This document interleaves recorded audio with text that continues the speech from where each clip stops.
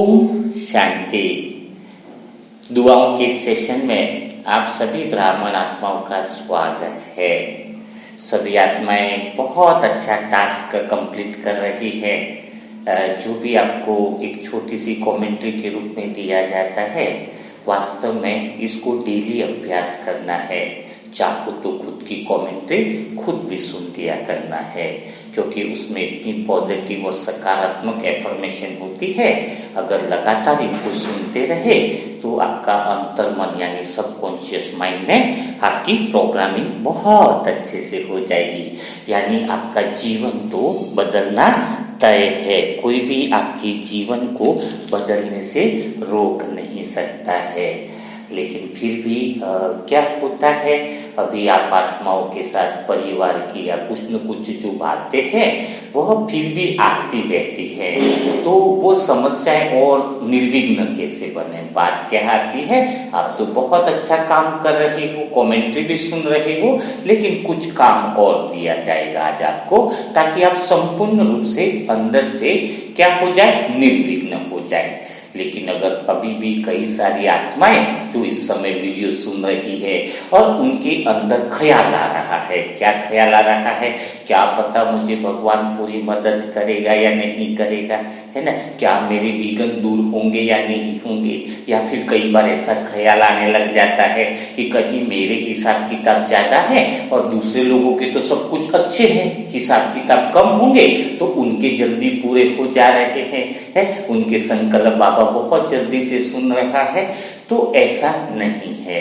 अगर आपके अंदर थोड़ा बहुत संशय बुद्धि रहता है, डाउट रहता है, इसका दो कारण है। और वो दो कारण को आप पूरी तरीके से समझ गए तो इसी पल आपको भी विश्वास हो जाएगा कि आपको अपने जीवन में भगवान की बहुत बहुत ज्यादा मदद मिल रही है। तो कौन से ऐसे दो कारण हैं? पहला तो कारण है कि आपकी आत्मिक स्थिति की कमी है।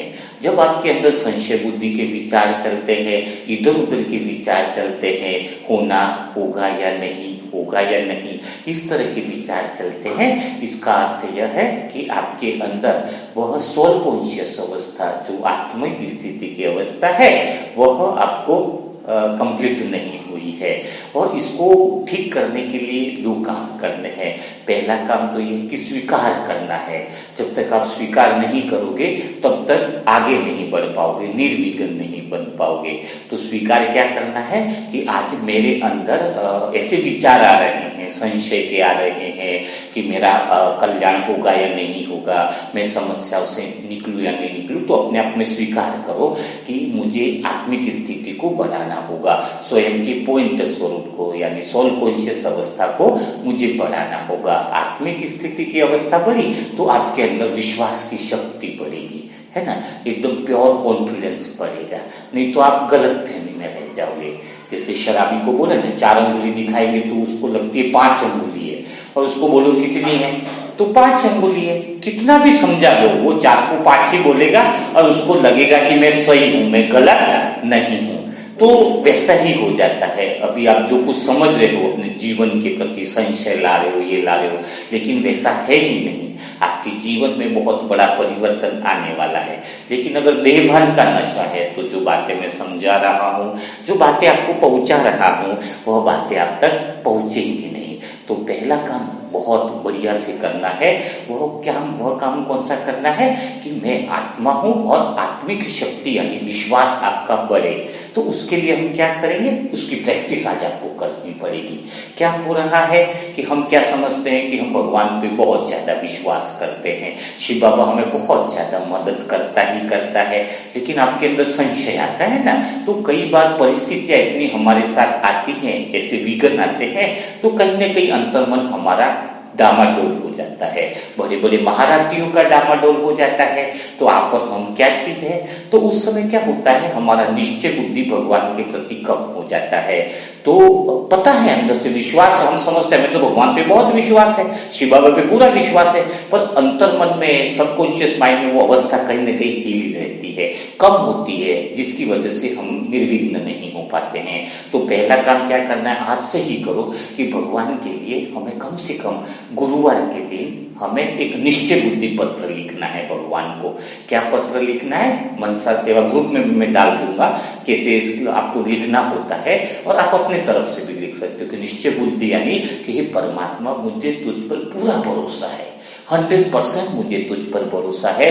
मेरी निश्चय बुद्धि तुझ पर इतनी है कि तेरे फूलों से भी प्यार तो तेरे कांटों से भी प्यार, चाहे तो जो दे दे मुझे संसार से मुझे कुछ भी मिले है, मतलब तेरे द्वारा मुझे हर चीज स्वीकार है ना, लेकिन मुझे तेरे पे निश्चय बुद्धि कितनी है वो स्वयं को चेक करना है। अगर 60% है तो निश्चय बुद्धि पत्र को लिखने से आपकी निश्चय बुद्धि भगवान के प्रति बहुत बढ़ जाएगी, है ना। हम लोग भी शुरुआत से ही यह करते आए हैं। तो गुरुवार के दिन आज भी हम लिखेंगे, मैं आत्मा खुद लिखूंगी निश्चय बुद्धि पत्र कि परमात्मा मुझे तुझ पर पूरा भरोसा है, 100% भरोसा है। जो कुछ अभी मेरे साथ हो रहा है, हो सकता है मेरे कर्मों का अकाउंट हो, लेकिन मुझे सब कुछ स्वीकार है, पर मुझे इस बात की निश्चय बुद्धि भी है, इस बात पे भरोसा भी है परमात्मा मुझे तुझ पर कि मैं इन विघ्नों से, समस्याओं से सब कुछ आसानी से समय अनुसार निकल जाऊंगी, क्योंकि आप मेरे साथ हो और आपको मेरी बहुत ज्यादा फिक्र है। और भगवान को आपकी वास्तव में बहुत ज्यादा फिक्र है, बहुत ज्यादा भगवान आपसे प्यार करता है। अगर प्यार नहीं करता तो 700 करोड़ में से आपका चुनाव क्यों करता है ना। तो भगवान सच में बता रहा हूं, वो एक बच्चे को जैसे माँ कितनी प्यार करती है ना, ऐसे वो परमात्मा माँ है, उसको इतनी फिक्र है आपकी। लेकिन क्या होता है, वो आपको सही चीज देगा। जिद के कारण आपका भला कर दे तो क्या पता, आप जो चीज समझ रहे हो कि मेरे लिए सही है, क्या पता आने वाले समय में तुम्हारे लिए और खतरनाक बन जाए। तो भगवान की प्लानिंग कुछ और होती है, लेकिन उस प्लानिंग पर विश्वास होना चाहिए। तो आप निश्चय बुद्धि पत्र जरूर लिखो परमात्मा को कि परमात्मा मुझे तेरे पे पूरा भरोसा है, बहुत ज्यादा भरोसा है। तो एक नियम बना लो, पहला काम गुरुवार के दिन, हर गुरुवार के दिन आप भगवान को निश्चय बुद्धि पत्र लिख करके ही सोना है। और कोई अगर ज्यादा थक गया तो अमृत वेला में लिख ले, लेकिन यह काम जरूर पूरा करना है। यह बातें बहुत गहरे अनुभव की है, क्योंकि आप जितनी बातें सुना रहे हैं आपको, वो सीधी अंतर्मन में कब चली जाएगी, जब भगवान के प्रति विश्वास होगा। तो जैसे आपका निश्चय बुद्धि पत्र आपने लिखा, तो ये जितनी भी बातें आपको सुनाई जाती है वो याद रखने की जरूरत नहीं है, वो स्वतः ही अंदर आपके अंदर चली जाएगी, है ना। स्वतः ही आपका आत्मिक उन्नति करेगी और आत्मा की शक्ति बढ़ेगी। तो शरीर के विकार हो गए, बीमारियां हो गई, धन की परेशानी, वो स्वतः ही उस आत्मा की चेतना की शक्ति से वो सारी खत्म हो जाएंगे। तो यह विश्वास का पत्र हमें लिखना है, यह हमें पहला काम करना है। दूसरा काम हमें क्या करना है, जिससे हमारे जीवन में परेशानियां, तकलीफें जो है वो खत्म हो जाए। क्योंकि आप जब हम योग करते हैं, योग के लिए भी बैठते हैं, तो विघ्न वाली बातें आती हैं। माना हम आत्मा शांत स्वरूप है, हमारा सत्य स्वरूप ऐसा है जो बहुत प्योर है, हमें संकल्प से प्रभाव भी नहीं, कुछ संकल्प हमारी शांति को भंग भी नहीं कर सकता है। लेकिन इसका अर्थ क्या हुआ, इसका अर्थ यह है कि हम शांत तो हैं, लेकिन हमारा ही एक पार्ट है जो ड्रामा जो चल रहा है, उसमें मन और शरीर से उनको भी हमें क्या करना है, उसकी समस्या और विघ्नों को भी शांत रखना है। तो वो कैसे संभव है ना, क्योंकि साक्षी अवस्था का अर्थ एक ही है। कोई कहता है मैं आत्मा तो साक्षी हूं हर सीन से, तो साक्षी में क्या, अगर आप साक्षी ओरिजिनल में साक्षी हो, ओरिजिनल में आत्मा सत्य स्वरूप में स्थित हो, तो इसका अर्थ यह हो कि नीचे भी कोई समस्याएं हो ही नहीं सकती है, नीचे कोई विघ्न हो ही नहीं सकता। अगर दुख है तो सुख में बदल जाएगा, और सुख है तो हमारा चिपकाव उससे नहीं होगा। कोई लौकिक में भी जाते हैं, मंदिर में जाते हैं, बोले हम चारों धाम की यात्रा करेंगे, तो बच्चे परेशान है तो क्या वो चारों धाम की यात्रा कर पाएंगे, वो साक्षी हो पाएंगे? वो बोलेंगे भी तो बच्चे बहुत ज्यादा तकलीफ है, उनको ठीक करके फिर हम मंदिर की यात्रा पे जाएंगे। तो साक्षी अवस्था का भी यही अर्थ हुआ ना, आप सभी चीजों से साक्षी हो, और साक्षी अगर हो गए हो तो आपके जीवन में विघ्न नहीं रहेंगे। तो कैसे हम निर्विघ्न बने, ऐसा क्या प्रैक्टिकल प्रयोग करें कि हम 30 दिन में ही संपूर्ण रीति से निर्विघ्न हो जाए, है ना। 30 दिन में कैसे हो जाए कि संपूर्ण हम निर्विघ्न हो जाए। तो उसके लिए हमें क्या करना होगा, तो उसके लिए आपको आज विधि बताते हैं कि आप कोई भी एक समस्या विगत लिख लीजिए अपने जीवन में, जो ज्यादा बड़ा है, छोटे हैं उनको भी लिख सकते हो, और एक टारगेट डिसाइड कीजिए कि मुझे 30 दिन में इन विघ्नों से पार जाना है, ये जो समस्या है या जो भी चीज है उससे पार जाना है। तो उसके लिए मैं क्या क्या स्टेप उठाऊं, क्या ऐसी विधि करूं जिससे मैं इन समस्याओं से पार जा सकूं, है ना। तो उसके लिए हमें क्या करना होगा, जो काम टास्क आपको दिया जा रहा है उसको समझ लीजिए, क्योंकि अब धीरे धीरे आपके साथ क्या हो रहा है, मैं आत्मा कहते हैं सीधा एक क्लास का ठेकेदार नहीं बनाया जा सकता है ना। एक क्लास का ठेकेदार कोई बन ही नहीं सकता, सीधा एक क्लास का ठेकेदार बनेगा तो बिल्डिंग गिरा देगा। तो आप पे बहुत मेहनत के साथ धीरे धीरे आपको उस अवस्था में तैयार किया गया है अभी आप लोगों को, तब जाके अब ये अवस्था में आप पहुंचे हो कि आप संपूर्ण निर्विघ्न अवस्था में जाने वाले हो। न केवल 30 दिन में आपकी समस्याएं खत्म होगी, बल्कि जीवन भर के लिए कोई समस्या आपको टच नहीं कर सकेगी। तो कौन सी ऐसी विधि है, कौन सी ऐसी बात है जो हमें जीवन में अपनानी है। जो बात अपनाने की कर रहा हूं वो मैंने भी अपने जीवन में फॉलो किया है। सारी बातें कुछ आत्मा के स्वयं के अनुभव के द्वारा ही निकलती है, ताकि आपको कहीं ऐसी चीज नहीं दी जाए जो आपको भटकाव कर दे, है ना। तो क्या काम करना है, एक काम करना है। आपका प्रश्न क्या है कि मेरी समस्या खत्म नहीं हो रही है, मेरे विघ्न खत्म नहीं हो रहे हैं। बाबा से डेली बोल रहे हो, योग में भी बोल रहे हो, बाबा इससे मुक्त करो, बाबा ये करो, बाबा वो करो, है ना। तो क्या हो रहा है, सारी बातें आपकी हो रही है, लेकिन आप निर्विघ्न नहीं हो रहे हो। तो अब एक काम करना है, गलती कहाँ पे हो रही है उस बात को आप समझ लीजिए कि एक्चुअल में मिस्टेक कहाँ पे हो रही है। तो आपका चिंतन क्या चलता है अमृत वेला से भगवान के प्रति, है ना। अमृत वेला में भगवान के प्रति क्या विचार चलता है, सुबह से शाम तक आप चेक करो। आपका चलता है देहभान का, कैसे। अभी आप बोलोगे देहभान का तो है नहीं भाई जी, नहीं, आप चेक करो क्या कहता है चेक। आप अमृत वेला से बाबा से सिर्फ यही बोलते रहते हो, बाबा मेरा यह ठीक कर दो, बाबा अब बच्चे का ऐसा करो, बाबा पति को सुधार दो, बाबा पत्नी को सुधार दो, बाबा धन की समस्या को दूर कर दो, बाबा दो बच्चे का एजुकेशन है जॉब लगा दो, बाबा बच्चों की पढ़ाई हो रही है उसको अच्छे नंबर दिला दो। अब आपका पूरा दिन देखा जाए अर्ली इन द मॉर्निंग से शाम तक भगवान से संपूर्ण इच्छाएं आपकी रहती है।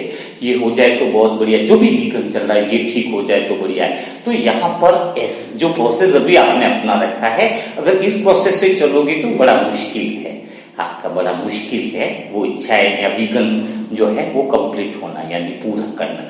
भगवान के बच्चे बने तो करोड़पति बनना, ऐसे विघ्न तो हो नहीं सकते, ऐसी ख्वाहिश तो नहीं है। ये बात तो हमें भी दिल में मानने आती है। आपको तो सिर्फ इतनी इच्छा चल रही है कि कोई कर्जा हो तो वो फिनिश हो जाए, बच्चों को ये नहीं कि प्रोफेसर बना दो, पर इतनी इच्छा है कि उनका जीवन, उनको जो धन दौलत मिले जिससे उनका जीवन चलता है।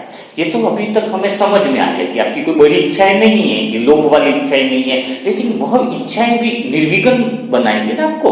तो कैसे हम, जो पूरा दिन आप बातें करो, यहाँ पर आप मिस्टेक कर रहे हो। अब होता क्या है कि पूरा दिन आप बाबा से मांगते रहते हो, इच्छा करते रहते हो, यही करूं वो करूं, तो फिर होता क्या है, जो तुम चाहते हो वो नहीं होता है, फिर भगवान जो चाहता है वह होता है। बहुत गहरी बात है। तुम इच्छा ही करते रह रहे हो, है ना, ये ठीक हो जाए वैसा, लेकिन फिर भी तुम बाबा से बोलने पर तुम जो चाहते हो वह नहीं होता है, फिर भगवान चाहता है वही होता है, और भगवान जो चाहता है वो तुम्हें पसंद नहीं आता है। बहुत गहरी बात बताइए, समझना इस बात को कि तुम्हारी इतनी सारी इच्छा है, भगवान से बोल रहे हो, लेकिन फिर भी तुम जो चाहते हो वो नहीं होता, भगवान जो चाहता है वह हो जाता है।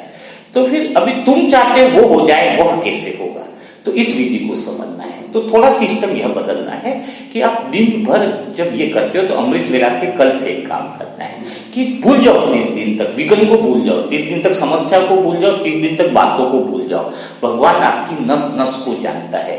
जैसे लौकिक माँ तो खाली बच्चा होगा तो बच्चे के शरीर को जानेगी कि यहाँ पे तिल है, बच्चे के शरीर की एक एक राज माँ को पता होता है कि इसके तिल यहाँ पर है, इसके दाग है यहाँ पर, हुआ कोई भी शरीर का राज माँ से छिप नहीं सकता है, वैसे तुम्हारे अंतर्मन की स्थिति भगवान से छिप नहीं सकती। एक माँ बच्चे के शरीर का राज जानती है, लेकिन परमात्मा माँ ऐसी है, इसीलिए उसको भगवान कहते हैं कि तुम्हारी एक एक फीलिंग की कदर है, उसको एक एक भावनाओं की कदर है उस परमात्मा को।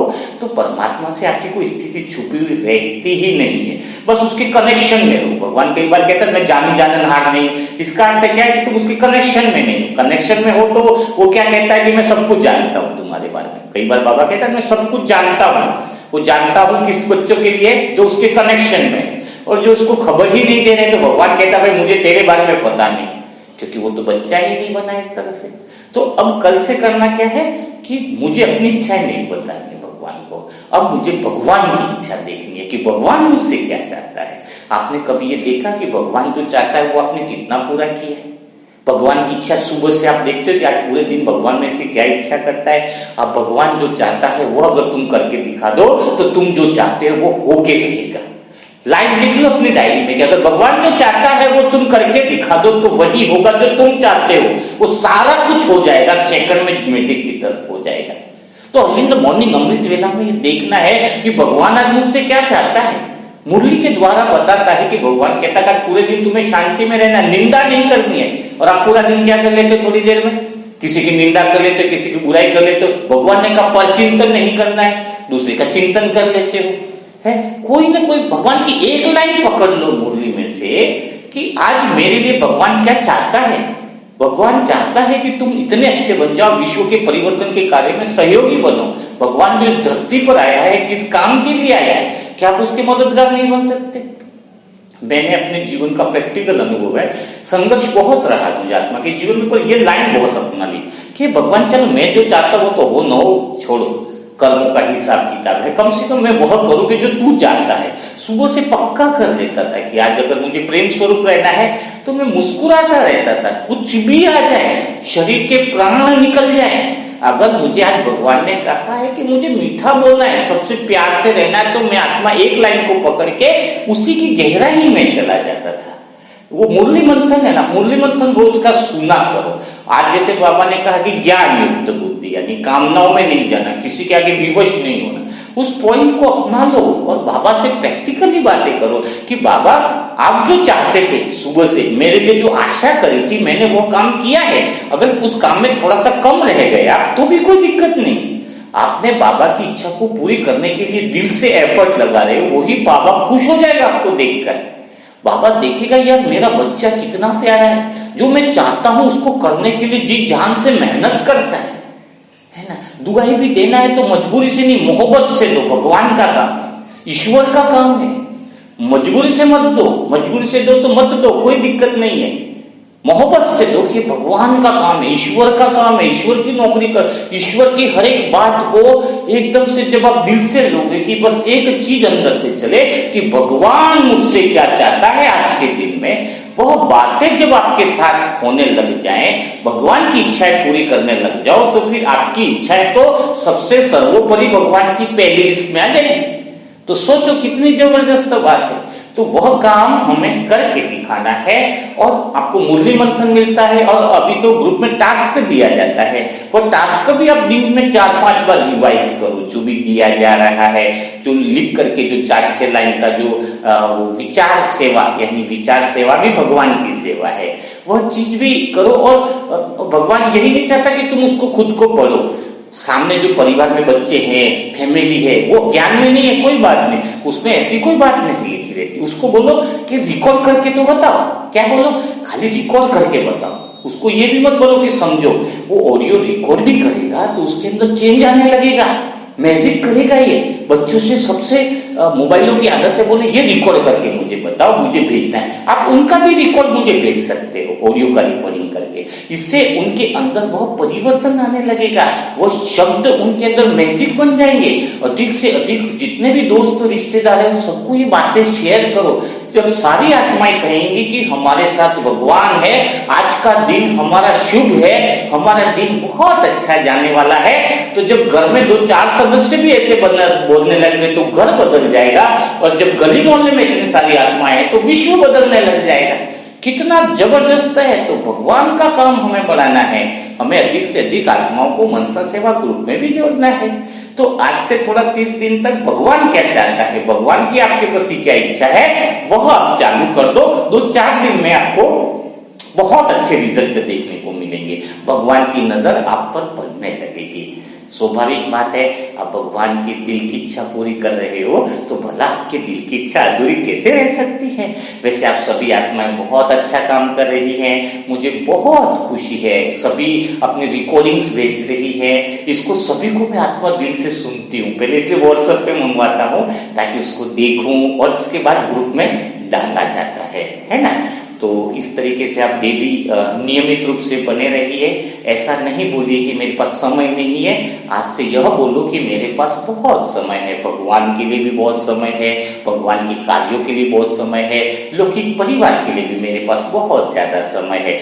जब आप ये बोलोगे कि मेरे पास समय है, समय है, समय है, तो आप ऑलरेडी सारे विघ्नों से फ्री होकर के भगवान आपको समय के बंधन से भी मुक्त कर देगा। तो आज गुरुवार है, तो हम लोग आज क्या करते हैं, आज पूरे विश्व की लिए दुआ करते हैं कि सारे विश्व की आत्माएं बहुत अच्छी रहे, सारे विश्व की आत्माएं सारी प्रसन्न रहे, खुश रहे, आनंद रहे। तो आज जिनको दुआएं देनी है वो सारे विश्व पर, ग्लोब पर बैठकर आप उनके लिए अच्छे अच्छे संकल्प कर सकते हैं, अच्छे से अच्छे विचार आप उनके लिए कर सकते हैं और भगवान के कार्य की अंदर मददगार बन सकते हैं। भगवान चाहता है ना कि सारे विश्व में शांति की शक्ति को फैलाओ, है ना, आनंद की शक्ति को फैलाओ। तो आज सारे विश्व के लिए आप दुआ करेंगे। और साथ में इंस्ट्रक्शन यह है कि रुष्का राज जो छोटी बच्ची है उसका अभी सर्जरी होने वाली है 1-2 दिन में, तो अभी से ही थोड़ा सा जो भी दुआएं दे रहे हैं, जो भी ब्लेसिंग कर रहे हैं, थोड़ा रुष्का राज पे पूरा अटेंशन दे दो, पूरा अटेंशन दे दो, क्योंकि सबसे ज्यादा भी 2 दिन में ऑपरेशन है। तो रुष्का राज के ऊपर भरपूर दुआओं का भंडारा फैला दो। अगर कुछ दुआएं दूसरी की तरफ कम भी हो जाए तो इतनी इमरजेंसी नहीं है अभी किसी आत्मा को, जहां तक, क्योंकि निधि बहन का, लव भाई का भी कीमोथेरेपी बहुत अच्छे से हो चुका है, अब वो एनर्जेटिक हो गया है, अभी वो काफी पावरफुल हो गया है। मीन्स कहने का अर्थ अभी फास्टली जिसको दुआ देनी है वह हमें रुष्का राज बच्ची को देनी है, दिल से देनी है। और बाकी जो चीज चल रही है, जो कनाडा का बच्चा भैया है ना, उसको देनी है। तो वो जो लेटेस्ट में है उनको आप दुआएं दीजिए और लिस्ट भी मैं कल अपडेट कर दूंगा कि और किस किस के लिए दुआएं जरूरी है। ठीक है, जो नई आत्माएं हैं जो जुड़ना चाहती है उनके लिए व्हाट्सएप नंबर है 7202921969। तो कल फिर हम ऐसे सेशन के साथ मिलेंगे, ऐसी ही नई बातों के साथ मिलेंगे। तब तक के लिए सभी भाई बहनों को ओम शांति, ओम शांति, ओम शांति।